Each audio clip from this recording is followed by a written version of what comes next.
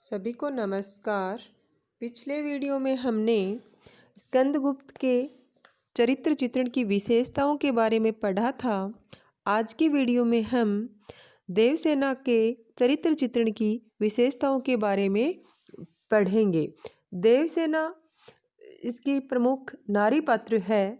देवसेना मालवराज बंधुवर्मा की बहन है और स्कंदगुप्त नाटक की प्रधान नारी पात्र है। वह एक आदर्श पात्र ही है और जैसा प्रोफेसर राजेश्वर प्रसाद अर्गल का कहना है, वो कहते हैं कि देवसेना का चरित्र प्रसाद जी की एक अलौकिक भेंट है। प्रकृति की गोद में पली हुई वनदेवी मूक पड़ने की करुण कहानी है। देश और प्रेम के लिए जिसका उत्सर्ग परिजात के फूल से भी कोमल, हिमालय से भी महान और वेदना से भी कठोर रहा हो, जिसने कोयल के मधुर संगीत में अपनी वेदना का स्वर मिलाकर हृदय में क्रंदन मारने वाले संगीत की रचना की हो, आई हुई धाती को, वर्षों के मीठे स्वप्न के साकार स्वरूप को, कल्पना के नीड़ों द्वारा पाली हुई आकांक्षाओं के सुफल को वापस लौटा दिया हो, इसी बाला का ये सौम्य चित्र है। अब हम उसकी चरित्र की प्रमुख विशेषताओं के बारे में पढ़ेंगे। उसकी पहली विशेषता है संगीत प्रियता और प्रकृति प्रेम। दूसरी है पावन प्रेम व्यंजना। तीसरी है अपूर्व त्यागमयी।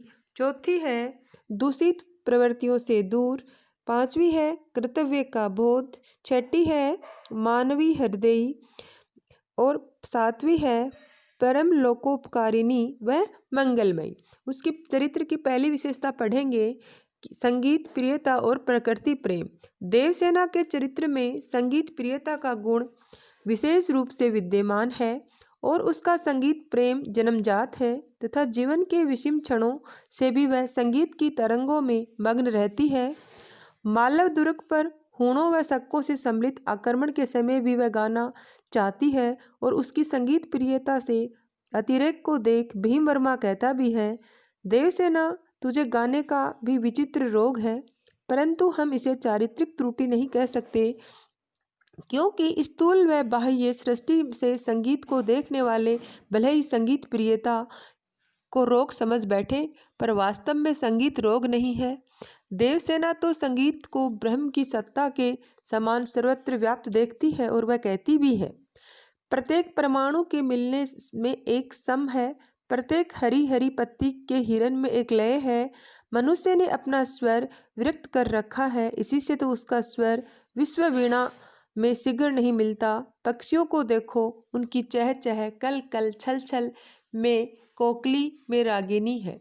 अपने इस उद्गारों से देवसेना सामान्य अनुभूति के स्वर से ऊंचे उठ रहस्यात्मक अनुभूति के क्षेत्र में पहुंची हुई जान पड़ती है और उसकी भावना अभिव्यक्ति संकेतात्मक व गंभीरतम हो जाती है और इसलिए परिजात वृक्ष का परिचय देते समय वह अपना ही जीवन अप्रस्तुत रूप से व्यक्त करती है और उसका चरित्र मानव पहुंच से बहुत ऊंचा उठा जान पड़ता है। वह संगीत की प्रभाव विष्णुता और मनोरमता का विश्व प्रकृति में तो सर्वत्र देखती ही है, पर मानव प्रकृति में भी उसका मंगलमय रूप स्वीकार करते हुए कहती है, सर्वात्मा के स्वर में आत्मसमर्पण के प्रत्येक काल में अपने विशिष्ट व्यक्तित्व का विस्मृत हो जाना एक मनोहर संगीत है।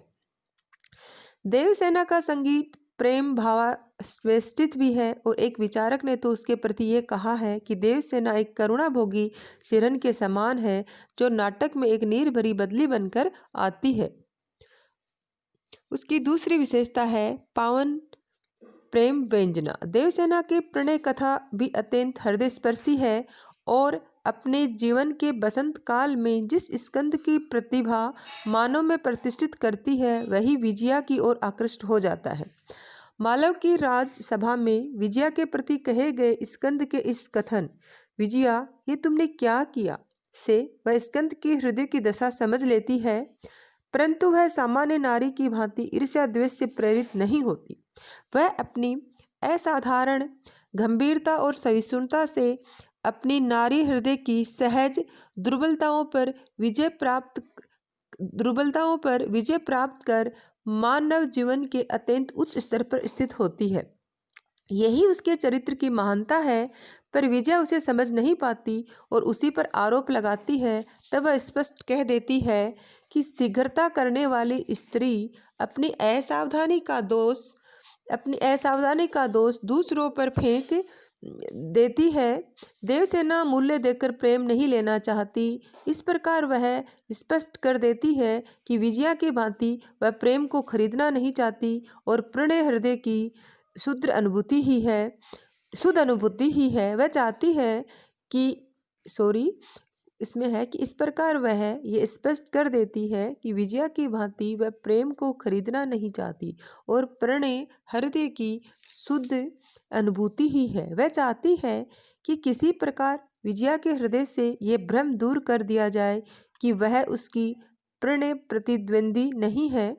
और प्रपंच बुद्धि से वह कहती है, परंतु कापालिक एक और भी आशा मेरे हृदय में है, वह पूर्ण नहीं हुई। मैं डरती नहीं, केवल उसकी पूर्ण होने की प्रतीक्षा है। विजया के स्थान पर को मैं कदापि न ग्रहण करूंगी। विजया के स्थान को मैं कदापि न ग्रहण करूंगी। उसे भ्रम है यदि वह छूट जाता है तो। देवसेना का जो प्रेम है वह वासना युक्त नहीं है और मन ही मन स्कंद को प्रेम करते हुए भी वह वैसे वासना युक्त प्रेम के स्थूल स्वरूप को स्वीकार नहीं करती। स्कंदगुप्त उसके सामने पढ़ने निवेदन कर उसे अपना समस्त महत्व अर्पित कर उसके साथ एकांतवास की कामना करता है। पर वह एक सामान्य नारी नहीं है, अतः इस प्रणय प्रस्ताव से मुग्ध हो प्रेम के सच्चे आदर्शों को नहीं भूलती। वह कहती है कि प्रतिदान लेकर मैं उस महत्व को कलंकित न करूंगी। मैं आजीवन दासी बनी रहूंगी, परंतु अपने आप प्रणय में भाग न लूंगी। स्कंदगुप्त उसे अनुरोध करता है और जब वह साम्राज्य की इच्छा त्याग उसके साथ एकांत कानन में जीवन व्यतीत करना चाहता है, तब उसका विवेक जागृत हो उठता है और वह नहीं चाहती कि उसका अपराध उसके शुद्ध प्रेम के लिए अपनी महान आकांक्षाओं को विस्मरण कर दे। और वह स्पष्टतः कह देती है, आपको अकर्मण्य बनाने के लिए देवसेना जीवित नहीं रहेगी। वह ये भी नहीं चाहती कि वह अपने प्रिय के पथ में रोड़ा बने और स्कंद उसके लिए आर्य साम्राज्य की कामना का पुनीत लक्ष्य भुला दे। वह उसके सामने अपने प्रेम का यथार्थ स्वरूप भी प्रकट कर देती है। हे हृदय में आहा कहना ही पड़ा, स्कंदगुप्त को छोड़कर न तो कोई आया है और न वह जाएगा। अभिमानी भक्त के समान निष्काम न होकर मुझे उसी की उपासना करने दीजिए। उसी कामना के भंवर में फंसकर कलुषित न कीजिए। नाथ, मैं आपकी ही हूँ, उसे अपने को दे दिया है, अब उसे बदले में कुछ लेना नहीं चाहती। अब उसकी अगली विशेषता है अपूर्व त्यागमयी। देवसेना अपूर्व त्यागमयी, और त्याग तो मानो उसके चरित्र में मूर्तिमान होकर ही विद्यमान है। ये विजया के लिए अपना सर्वशक तक न्यौछावर कर देती है और अपने प्रेम को अपने अंतःस्थल में छिपाए रखती है। वह त्याग से ही ईश्वर की प्राप्ति समझती है और इसलिए वह अपने प्रेम का मूल्य नहीं चाहती। उसके भाई बंधु वर्मा ने देश प्रेम के कारण अपने देश मालव को निस्वार्थ से त्याग दिया था, अतः अपने भाई के त्याग को वह स्वार्थ के रूप में नहीं देखना चाहती। इसलिए वह स्कंदगुप्त के साथ विवाह नहीं करना चाहती, क्योंकि तब लोग ये समझेंगे कि मालव देकर देवसेना का ब्याह किया जा रहा है। अब उसकी अगली विशेषता है दूषित प्रवृत्तियों से दूर। देवसेना के प्रेम में असूया, ईर्ष्या आदि दूषित प्रवृत्तियों के लिए कोई स्थान नहीं है। जब उसे विजया के प्रति स्कंदगुप्त के आकर्षण का भाव का पता चलता है, तब भी वह अपनी स्त्रियोचित दुर्बलताओं से ऊपर उठकर अपनी गंभीर और उदार मनोवृत्ति का परिचय देती है। देवसेना ने अपने जीवन के बसंत में जिस व्यक्ति की मनमत मूर्ति को अपनी मानस मंदिर में प्रतिष्ठित किया था, जिसके चरणों में अपने प्रणय प्रसून चढ़ाए थे, वही व्यक्ति यदि भ्रांतिवश किसी नारी की ओर आकर्षित है तो देवसेना के लिए एक मर्मांतक दुख का कारण हो सकता है। और एक सामान्य नारी तो अपने प्रेम के बीच में आने वाली अन्य नारी के प्रति ईर्ष्या की ज्वाला में धधक उठती है, किंतु देवसेना अपनी आदर्श प्रेम निष्ठा के कारण अपना दिल छोटा नहीं करती। वह विजया से केवल यही कहती है कि विजया, आज तू हारकर भी जीत गई। और जब शमशान भूमि में प्रपंच बुद्धि से मिलकर विजया उसकी हत्या के षड्यंत्र में सम्मिलित होती है, इसे जानकर भी देवसेना अपने हृदय की विशालता का परिचय देती हुई यही कहती है, कापालिक, विजया के स्थान को मैं कदापि ग्रहण नहीं करूंगी। वह अपने हृदय के आरिध्य की मनोकामना के मार्ग में रोड़ा बनकर नहीं आती। देवसेना असाधारण गंभीरता और सहिष्णुता से अपनी नारी हृदय की सहज दुर्बलताओं को अपने पैरों के नीचे दबाकर मानव जीवन के अति उच्च स्तर पर स्थित होती है। यही तो उसके चरित्र की महानता है। अगली विशेषता है कर्तव्य का बोध।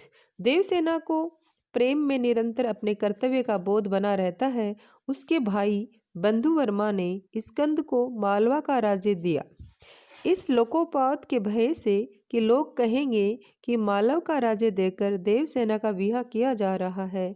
तो इस लोकोपवाद से उसके दिवंगत भाई की आत्मा को कष्ट पहुंचने की भी आशंका है। देवसेना स्कंदगुप्त द्वारा रखे गए विवाह प्रस्ताव को अस्वीकार कर देती है और स्पष्ट रूप से कह देती है कि सो न होगा सम्राट, मैं दासी हूँ। मालव ने जो देश के लिए उत्सर्ग किया उसका प्रतिदान लेकर मृत आत्मा अपमान न करूंगी। देवसेना की कर्तव्य बुद्धि इतनी सजग है कि वह प्रेमोन्माद में फंसकर ये नहीं चाहती कि उसका प्रणयधारा स्कंदगुप्त उसके वशीभूत होकर देश और समाज के प्रति अपना कर्तव्य भूल जाए। अतः स्कंदगुप्त जब उसके समक्ष एकांत जीवन व्यतीत करने का प्रस्ताव रखता है तब उसका सहज उत्तर होता है, तब तो और भी नहीं, मानव का महत्व तो रहेगा ही, परंतु उसका उद्देश्य भी सफल होना चाहिए। आपको अकर्मण्य बनाने के लिए देवसेना जीवित न रहेगी सम्राट, क्षमा हो, ये सब वो कह देती है। अब उसकी अगली चारित्रिक विशेषता है मानवीय हृदय। देवसेना केवल देवी ही नहीं, वह मानवी भी है और उसके हृदय में भी कभी कभी मानवोचित दुर्बलताएं क्षणिक रूप में रह रहकर उभर पड़ती हैं। स्कंदगुप्त के प्रति उसका प्रणय कितना प्रबल था वह देवसेना के इस कथन से प्रकट होता है। कुलों में उफन कर बहने वाली नदी, तुमुल तरंग, प्रचंड पवन और भयानक वर्षा, नारी हृदय की प्रणय संबंधी सामान्य अनुभूतियों के इस कथन में ही उसकी मानवीय रूप पहचान कर उसे ग्रहण कर सकते हैं। देवसेना एक बार अपने हृदय की दुर्बलता को अपनी सखी के समक्ष इस प्रकार प्रकट करती है, मेरा हृदय मुझसे अनुरोध करता है, मचलता है, रूठता है, मैं उसे मनाती हूँ। आंखें प्रणय कलह उत्पन्न करती हैं, चित्त उत्तेजित करता है, बुद्धि छिड़कती है, कान कुछ सुनते ही नहीं, मैं सबको समझाती हूँ, वाद विवाद मिटाती हूँ सखी, फिर भी मैं इस झगड़ालू कुटुंब में गृहस्थी संभाल कर स्वस्थ होकर बैठती हूँ। देवसेना का ये अंतर्द्वंद ही उसके देदीप्यमान व्यक्तित्व में मानवीय कोमल अनुभूति का स्फुरण कर पाता है, अन्यथा तो वह आकाश कुसुम सा एक अलौकिक व्यक्तित्व बन जाती है। अब हम उसके चरित्र की अगली विशेषताएं पढ़ेंगे। परम लोकोपकारिणी मंगलमयी। देवसेना के चरित्र में नारी जीवन के अनेक विशेषताएं दृष्टिगोचर होती हैं और वह साहस, कर्तव्य पालन, देश सेवा आदि विविध सात्विक भावों से अलंकृत है। नाटक के प्रथम अंक में ही हम उसे देश के मान और स्त्रियों के शील की प्रतिष्ठा के लिए हूणों व शकों के आक्रमण के समय अंतःपुर की रक्षा करते देखते हैं। वह एक वीर चित्राणी बाला की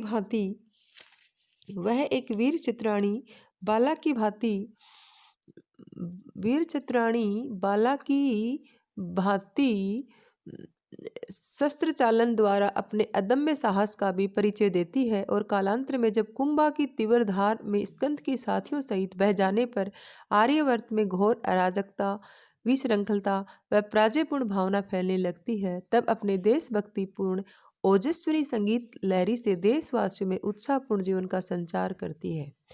वह भीख मांगकर सैनिकों का भरण पोषण करती है और साम्राज्य से इन निरावलंब बिखरे हुए रत्नों की रक्षा के लिए भिक्षावृत्ति अपनाकर अपूर्व सहिष्णुता का परिचय देती है। भिक्षा मांगते समय विलास और नीच वासना से भ्रष्ट साधारण जन उसके प्रति वासना युक्त कलुषित कटाक्ष करते हैं।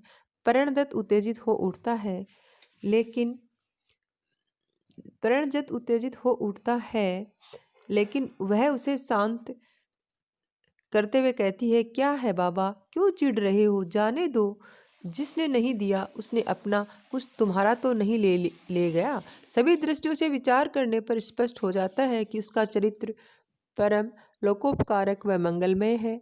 उसके चरित्र की विशेषताओं को लेकर ये मानना ही पड़ता है कि उसके चरित्र का निरालापन प्रसाद की सर्वोत्कृष्ट उद्भावना ही है।